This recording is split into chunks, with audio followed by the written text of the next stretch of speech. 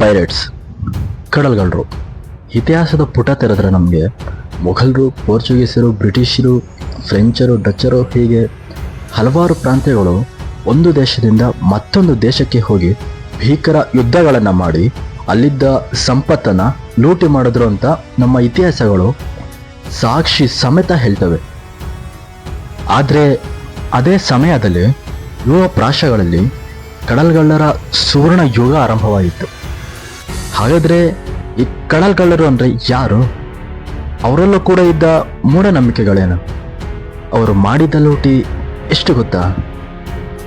ಈ ಮೇಲೆ ಹೇಳಿರೋ ಎಲ್ಲ ವಿಷಯಗಳನ್ನು ಈ ವಿಡಿಯೋದಲ್ಲಿ ಸಂಪೂರ್ಣವಾಗಿ ತಿಳಿದುಕೊಳ್ಳೋಣ ಬನ್ನಿ. ಅದಕ್ಕಿಂತ ಮೊದಲು ದಯವಿಟ್ಟು ನಮ್ಮ ಸ್ಟೋರಿ ವಿತ್ ಬುಲ್ ಚಾನಲ್ನ ಸಬ್ಸ್ಕ್ರೈಬ್ ಮಾಡಿ ನಮ್ಮನ್ನು ಬೆಂಬಲಿಸಿ. Pirates of the Caribbean. ಬಹುಶಃ ಈ ಹಾಲಿವುಡ್ ಸಿನಿಮಾವನ್ನು ನೀವೆಲ್ಲ ನೋಡಿಯೇ ಇರ್ತೀರ. ಆ ಸಿನಿಮಾದಲ್ಲಿ ಜಾನಿ ಡೆಪ್ ಅವರ ಅಲ್ಲ ಕ್ಯಾಪ್ಟನ್ ಜಾಕ್ ಸ್ಪ್ಯಾರೋ ಅವರ ಅಭಿನಯ ನಮ್ಮನ್ನು ಕಡಲ್ಗಳ್ಳರ ಸುವರ್ಣ ಯುಗದ ಕಾಲಕ್ಕೆ ಕರೆದುಕೊಂಡು ಹೋಗುತ್ತೆ. ಆದರೆ ನಮಗೆ ಆ ಸಿನಿಮಾದಲ್ಲಿ ಕಳ್ಳತನಕ್ಕಿಂತ ಹೆಚ್ಚು ಫ್ಯಾಂಟಸಿ ಲೋಕನೇ ಹೆಚ್ಚು ಕಾಣುತ್ತೆ. ಆದರೆ ನಾವು ಇವತ್ತು ಹೇಳೋಕ್ಕೆ ಹೊರಟಿರೋ ಪೈರೇಟ್ಸ್ ಅತಿ ಪ್ರಬಲ ಮತ್ತು ಅತಿ ಭಯಂಕರವಾದ ಜನರು. ಕಡಲ್ಗಳ್ಳತನ Britain, Spain, Netherland, Portugal, France ಮತ್ತು ಯುರೋಪಿಯನ್ ರಾಷ್ಟ್ರಗಳ ವ್ಯಾಪಾರ ಮತ್ತು ವಸಾಹತುಶಾಹಿಯ ಮೇಲೆ ಆದ ಘರ್ಷಣೆಗಳಿಂದ ಹುಟ್ಟುಕೊಳ್ಳುತ್ತೆ.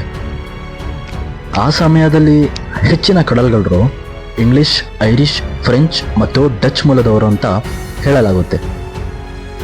ವಿಶೇಷವಾಗಿ ಆಗಿನ ಲಂಡನ್ನಲ್ಲಿ ಹೆಚ್ಚಿದ ನಿರುದ್ಯೋಗ, ಜನಸಂದಣಿ ಮತ್ತು ಬಡತನ ಇದು ಜನರನ್ನು ಕಡಲ್ಗಳ್ಳತನಕ್ಕೆ ತಳ್ಳುತ್ತೆ. ಬುಕ್ಕನೀರಿಂಗ್ ಅವಧಿ 1650ರಿಂದ 1680. ಜಾನ್ ಫಿಸ್ಕೆ ಎಂಬ ಇತಿಹಾಸಕಾರ 1650ರ ಕಾಲ ಕಡಲ್ಗಳ್ಳತನದ ಸುವರ್ಣ ಯುಗ ಅಂತ ಗುರುತಿಸ್ತಾರೆ. 1650ರ ಸುಮಾರಿಗೆ ಧರ್ಮ ಯುದ್ಧಗಳ ಅಂತ್ಯ ಯುರೋಪಿಯನ್ ದೇಶಗಳಿಗೆ ತಮ್ಮ ವಸಾಹತುಶಾಹಿ ಅಭಿವೃದ್ಧಿಯನ್ನು ಮತ್ತೆ ಶುರು ಮಾಡೋಕ್ಕೆ ಅವಕಾಶ ಮಾಡಿಕೊಡುತ್ತೆ. ಆಗ ಅಲ್ಲಿನ ಸರಕು ಸಾಮಗ್ರಿಗಳ ವ್ಯಾಪಾರ ಸಮುದ್ರದಿಂದಲೇ ನಡೆಯೋಕ್ಕೆ ಶುರುವಾಗುತ್ತೆ. ಹಣ, ಚಿನ್ನ, ಬೆಳ್ಳಿ ಹಾಗೂ ಇನ್ನಿತರ ವಸ್ತುಗಳನ್ನು ಲೂಟಿ ಮಾಡೋಕ್ಕೆ, ಹಣ ಸಂಪಾದನೆ ಮಾಡೋಕ್ಕೆ ಸಮುದ್ರನೇ ಬೆಸ್ಟ್ ಅಂತ ನಿರ್ಧರಿಸಿ ಅವರು ವ್ಯಾಪಾರಿಗಳು ಅಂತ ಸಮುದ್ರಯಾನದಲ್ಲಿ ಹಡಗುಗಳನ್ನು ಲೂಟಿ ಮಾಡೋಕ್ಕೆ ಶುರು ಮಾಡ್ತಾರೆ. ಫ್ರೆಂಚ್ನ ಬುಕನೇಯರ್ಗಳು 1625ರಲ್ಲೇ ಉತ್ತರ ಹಿಸ್ಪಾನಿಯೋಲಾದಲ್ಲಿ ತಮ್ಮ ಗುಂಪನ್ನು ಸ್ಥಾಪಿಸಿಕೊಳ್ತಾರೆ. ಆದರೆ ಅವರು ಮೊದಲು ಹಂದಿಗಳು ಮತ್ತು ದನಗಳನ್ನು ಬೇಟೆಯಾಡಿ ಬದುಕ್ತಿರ್ತಾರೆ. ನಂತರ ಅವರು ಕಾಲ ಬದಲಾದಂತೆ ಸ್ಪ್ಯಾನಿಷ್ರವರು ಬೇಟೆಯಾಡುವ ಶೈಲಿಯಿಂದ ಪ್ರೇರೇಪಿತರಾಗಿ ಸಂಪೂರ್ಣವಾಗಿ ಕಡಲ್ಗಳ್ಳತನಕ್ಕೆ ಇಳಿತಾರೆ. ಅಲೆಕ್ಸಾಂಡ್ರೆ ಎಕ್ಸ್ಮೆಲಿಯನ್ ಪ್ರಕಾರ ಪ್ರಮುಖ ಮೂಲವಾಗಿ ಉಳಿದಿರುವ ಬುಕ್ಕನೀರ್ ಪಿಯರೆಲೆ ಗ್ರ್ಯಾಂಡ್ ಸ್ಪೇನ್ಗೆ ಹಿಂದಿರುಗುವ ಸಮುದ್ರಯಾನ ಮಾಡುವಾಗ ಕ್ಯಾಲಿಯನ್ಗಳ ಮೇಲೆ ದಾಳಿ ಮಾಡಿ ಲೂಟಿ ಮಾಡ್ತಿದ್ರು ಅಂತ ಹೇಳಿದ್ದಾರೆ. 1655ರಲ್ಲಿ ಸ್ಪೇನ್ನಿಂದ ಜಮೈಕಾವನ್ನು ಬ್ರಿಟಿಷರು ವಶಪಡಿಸಿಕೊಂಡಾಗ ಟೋರ್ಟುಗಾದಲ್ಲಿ ಬುಕ್ಕನೀರಿಂಗ್ ಬೆಳವಣಿಗೆ ಹೆಚ್ಚಾಗುತ್ತೆ. ಬ್ರಿಟಿಷ್ ಗವರ್ನರ್ಗಳು ಬುಕಾನಿಯರ್ಗಳಿಗೆ ಮತ್ತು ಅವರ ಸ್ವಂತ ದೇಶವಾಸಿಗಳಿಗೆ ಅಲ್ಲಿ ವಾಸಿಸೋಕೆ ಮುಕ್ತವಾಗಿ ಅವಕಾಶ ನೀಡ್ತಾರೆ. ಆದರೆ ಬುಕ್ಕನಿಯರಿಗೆ ಅದು ಕೇಳದೆ ಬಂದ ಭಾಗ್ಯ ಅನ್ನೋ ರೀತಿ ಆಗಿತ್ತು. ಪೋರ್ಟ್ ರಾಯಲ್ನ ಬೆಳವಣಿಗೆ ಅಲ್ಲಿನ ರೈಡರ್ಗಳಿಗೆ ಹೆಚ್ಚು ಲಾಭದಾಯಕ ಮತ್ತು ತಮ್ಮ ಗಳ್ಳತನಕ್ಕೆ ಸೂಕ್ತವಾದ ಜಾಗ ಆಗಿತ್ತು. 1660ರ ದಶಕದಲ್ಲಿ ಟೋರ್ಟುಗಾದ ಹೊಸ ಫ್ರೆಂಚ್ ಗವರ್ನರ್ ಬರ್ಟ್ರಾಂಡ್ ಡಿ ಒಗೆರಾನ್ ತನ್ನದೇ ಆದ ವಸಾಹತುಶಾಹಿಗಳಿಗೆ ಮತ್ತು ಪೋರ್ಟ್ ರಾಯಲ್ನಿಂದ ಬ್ರಿಟಿಷ್ ಕಟ್ ಥ್ರೋಟ್ಗಳಿಗೆ ಖಾಸಗಿಯಾಗಿ ಆಯೋಗಗಳನ್ನು ಒದಗಿಸ್ತಾನೆ.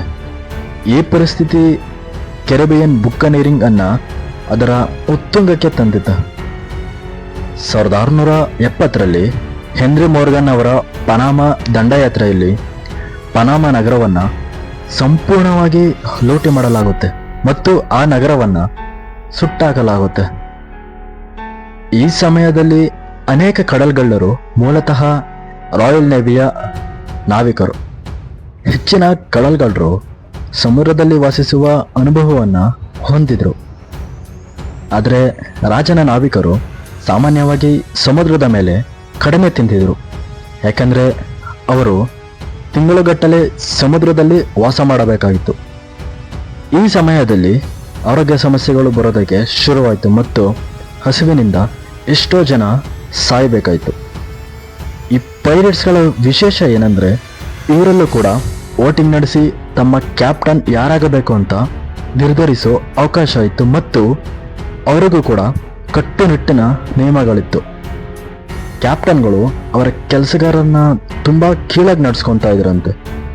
ಈ ಪೈರೇಟ್ಸ್ ಯುಗವನ್ನು 3 ಅವಧಿಗಳಾಗಿ ವಿಂಗಡಿಸಲಾಗುತ್ತೆ. ಮೊದಲನೇದು ಬುಕಾನೀರಿಂಗ್ ಅವಧಿ 1650ರಿಂದ 1680. ಇವರು ಜಮೈಕಾ ಮತ್ತು ಟೋಟಗಾ ಮೂಲದ ಆಂಗ್ಲೋ ಫ್ರೆಂಚ್ ನಾವಿಕರು. ಇವರು ಸ್ಪ್ಯಾನಿಷ್ ವಸಾಹತುಗಳ ಮೇಲೆ ದಾಳಿ ಮಾಡುತ್ತಾರೆ ಮತ್ತು ಕೆರಿಬಿಯನ್ ಮತ್ತು ಪೂರ್ವ ಪೆಸಿಫಿಕ್ನಿಂದ ಪಶ್ಚಿಮ ಪೆಸಿಫಿಕ್ಗೆ ಲೂಟಿ ಮಾಡಿದ್ದವನ್ನ ಸಾಗಣೆ ಮಾಡ್ತಾರೆ. ಎರಡನೆಯದು ಪೈರೇಟ್ಸ್ ರೌಂಡ್ 1690. ಇವರು ಹಿಂದೂ ಮಹಾಸಾಗರ ಮತ್ತು ಕೆಂಪು ಸಮುದ್ರದಲ್ಲಿ ಈಸ್ಟ್ ಇಂಡಿಯಾ ಕಂಪನಿ ಸಾಗಿಸುತ್ತಿದ್ದ ವಸ್ತುಗಳನ್ನು ದೋಚೋಕೆ ಅಮೆರಿಕಾದಿಂದ ದೂರದ ಪ್ರಯಾಣ ಮಾಡಿ ಬಂದು ಕಳ್ತನ ಮಾಡ್ತಿದ್ರು. ಮೂರನೆಯದು ಸ್ಪ್ಯಾನಿಷ್ ಉತ್ತರಾಧಿಕಾರದ ನಂತರದ ಅವಧಿ 1715ರಿಂದ 1726. ಸ್ಪ್ಯಾನಿಷ್ ಉತ್ತರಾಧಿಕಾರದ ಯುದ್ಧದ ಅಂತ್ಯದ ವೇಳೆಗೆ ಇಂಗ್ಲಿಷ್ ನಾವಿಕರು ಮತ್ತು ಖಾಸಗಿಯವರು ನಿರುದ್ಯೋಗಿಗಳಾಗಿ ಕೆರಿಬಿಯನ್, ಹಿಂದೂ ಮಹಾಸಾಗರ, ಉತ್ತರ ಅಮೆರಿಕಾದ ಪೂರ್ವ ಸಮುದ್ರ ತೀರ ಮತ್ತು ಪಶ್ಚಿಮ ಆಫ್ರಿಕಾದ ಕರಾವಳಿಯಲ್ಲಿ ಕಡಲ್ಗಳ್ಳತನಕ್ಕೆ ಸಾಮೂಹಿಕವಾಗಿ ಇಳಿತಾರೆ. ಪೈರಸಿ ಅತಿ ಹೆಚ್ಚಾಗಲು ಮತ್ತು ಅಷ್ಟು ಬಲಗೊಳ್ಳಲು ಪ್ರಮುಖ ಕಾರಣ ವಿಶಾಲವಾದ ಸಾಗರ ಪ್ರದೇಶಗಳಲ್ಲಿ ಯುರೋಪ್ಗೆ ರವಾನೆಯಾಗುವ ಬೆಲೆ ಬಾಳುವ ಸರಕುಗಳ ಪ್ರಮಾಣದಲ್ಲಿ ಭಾರಿ ಹೆಚ್ಚಳವಾಗುತ್ತೆ. ಕೆಲವು ಪ್ರದೇಶಗಳಲ್ಲಿ ಯುರೋಪಿಯನ್ ನೌಕಾಪಡೆಗಳನ್ನು ಕಡಿಮೆಗೊಳಿಸಲಾಗುತ್ತೆ. ಅನೇಕ ನಾವಿಕರು ಯುರೋಪಿಯನ್ ನೌಕಾಪಡೆಗಳಲ್ಲಿ, ವಿಶೇಷವಾಗಿ ಬ್ರಿಟಿಷ್ ರಾಯಲ್ ನೇವಿಯಲ್ಲಿ ಪಡೆದ ತರಬೇತಿ ಮತ್ತು ಅನುಭವ ಮತ್ತು ಯುರೋಪಿಯನ್ ಓವರ್ಸೀಸ್ನಲ್ಲಿ ಭ್ರಷ್ಟ ಮತ್ತು ಪರಿಣಾಮಕಾರಿಯಲ್ಲದ ಸರ್ಕಾರ, ಆ ಸಮಯದಲ್ಲಿ ವಸಾಹತುಶಾಹಿ ಶಕ್ತಿಗಳು ಕಡಲ್ಗಳ್ಳರೊಂದಿಗೆ ನಿರಂತರವಾಗಿ ಹೋರಾಡಿದ್ರು ಮತ್ತು ಹಲವಾರು ಗಮನಾರ್ಹ ಯುದ್ಧಗಳು ಮತ್ತು ಇತರ ಸಂಬಂಧಿತ ಘಟನೆಗಳಲ್ಲಿ ತೊಡಕೊಂಡ್ರು. ಈ ಪೈರೇಟ್ಸ್ಗಳಲ್ಲಿ ಅತಿ ಹೆಚ್ಚು ಲೂಟಿ ಮಾಡಿತ್ತು ಕ್ಯಾಪ್ಟನ್ ಸ್ಯಾಮ್ಯುಯಲ್ ಬೆಲ್ಲರಿ, ಅಕಾ ಬ್ಲ್ಯಾಕ್ ಸ್ಯಾಮ್ ಬೆಲ್ಲರಿ. ಇವರು ಬದುಕಿದ್ದು ಕೇವಲ 28 ವರ್ಷ ಆದರೂ ಇವರು 53ಕ್ಕಿಂತ ಹೆಚ್ಚು ಶಿಪ್ಗಳನ್ನು ಅಪಹರಿಸಿ ಒಟ್ಟು 175 ಮಿಲಿಯನ್, ನಮ್ಮ ಭಾರತದ ರೂಪಾಯಿಯಲ್ಲಿ ಹೇಳಬೇಕಂದ್ರೆ 15,000 ಕೋಟಿ ಬೆಲೆ ಬಾಳುವ ಸರಕು ಸಾಮಗ್ರಿ, ಹಣ, ವಸ್ತುಗಳನ್ನು ಲೂಟಿ ಮಾಡಿದರು. ನಂತರದ ದಿನಗಳಲ್ಲಿ ಕಟ್ಟುನಿಟ್ಟಿನ ಸರ್ಕಾರಗಳು ಮತ್ತು ಶಿಸ್ತುಬದ್ಧ ಆಡಳಿತದಿಂದ ಈ ಪೈರೇಟ್ಸ್ಗೆ ಕೊಂಚ ಕಡಿವಾಣ ಹಾಕಿದ್ವು.